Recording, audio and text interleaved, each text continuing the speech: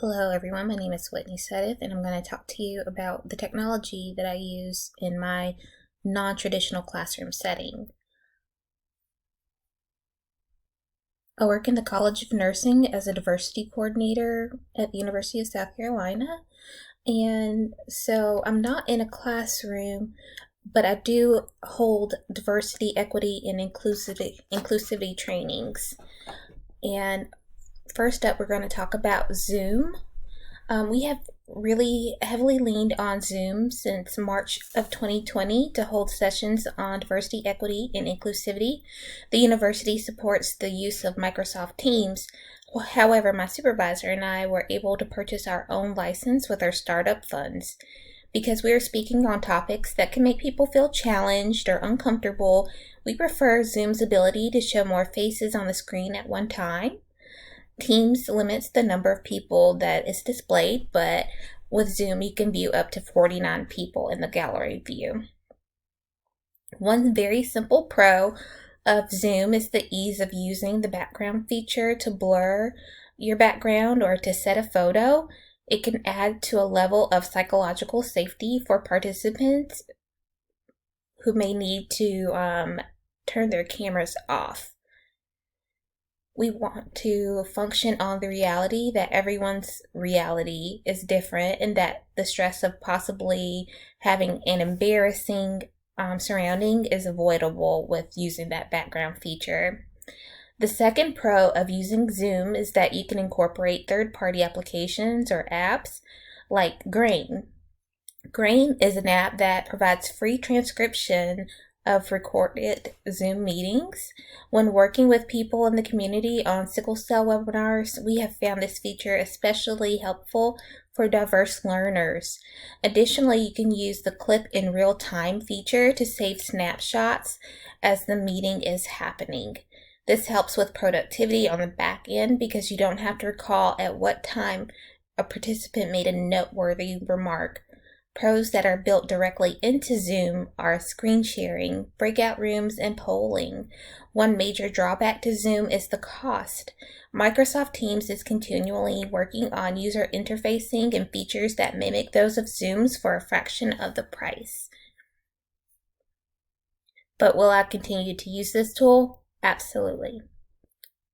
Popping over to Zoom's website, we can see that what they really like to talk about is the fact that you can teach anywhere, learn anywhere, connect anywhere, and work everywhere.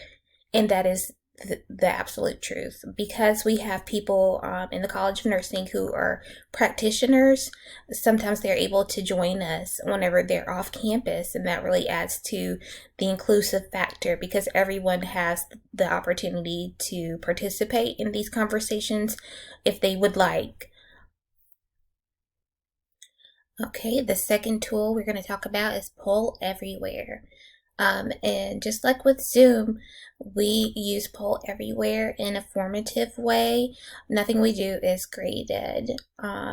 So the pros to Poll Everywhere are the fact that it's anonymous, which can increase participation. It's easy to use, inexpensive. However, the major con is anonymity. With Poll Everywhere, your poll is live and you can download the information later. While Zoom has features of polling, there are limits to the data collection and storage within that technological tool. With Poll Everywhere, you can collect survey data that's anonymous, which can increase participation, as we already stated.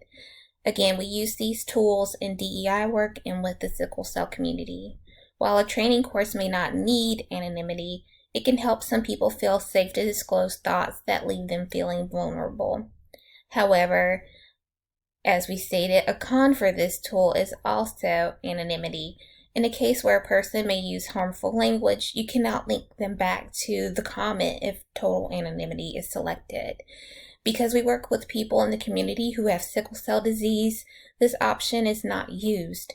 Sickle cell disease is painful, and therefore there are psychological impacts from living in pain. We have to be responsible when collecting information so that we can intervene on an as-needed basis. Will I use this in the future? Yes. I prefer having virtual options for meetings now, or at least hybrid. So this goes for Zoom and Poll Everywhere. For my will I use in the future being yes. We're able to accommodate remote learners and those who are not comfortable with meeting face to face due to the pandemic.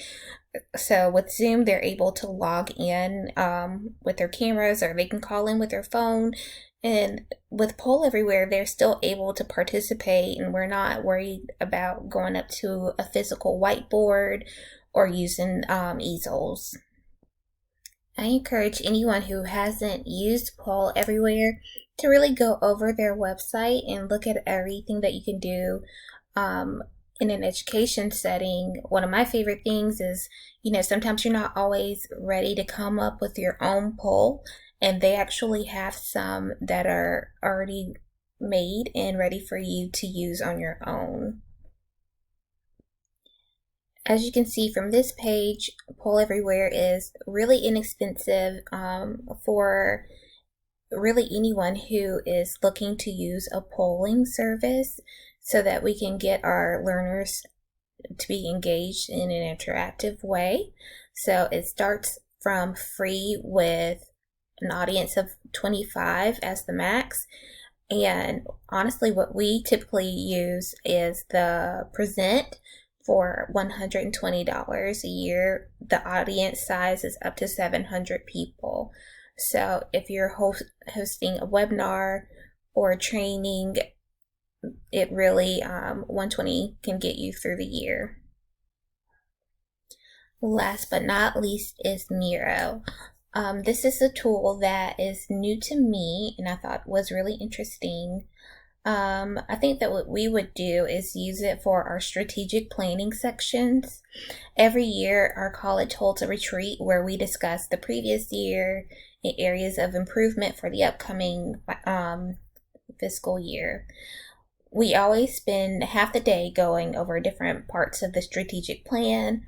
For the DEI portion, I think it would be beneficial to use the flipped classroom feature.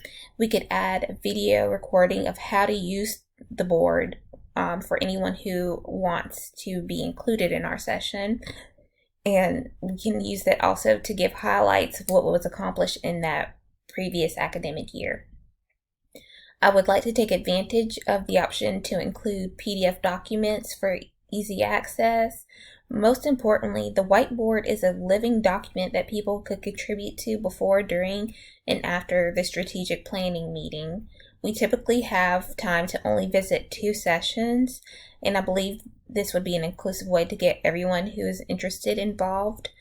Oftentimes, we have faculty who have to choose between DEI or attending our sessions on research, and they're not always able to be included. Okay. Miro, you can sign up for a free account through your institution. I used my student account with the university to actually log in so that I could play around with it on the back end. Their customer service is wonderful. I love how interactive the website is. They have live demonstrations for almost all situations where you would probably want to use Miro. Over here you can see the video function. You can do live video or, like I said, post a recording, and you can see this team is actively adding notes as in post-it notes. You can upload your document when you're done. Screen sharing is possible.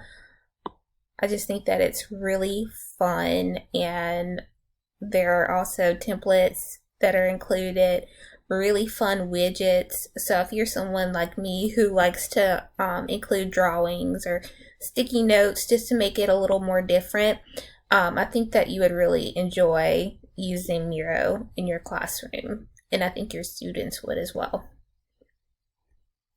Alright, and links have been included throughout, but I have also included a page where you can just pick which one you would want to go to.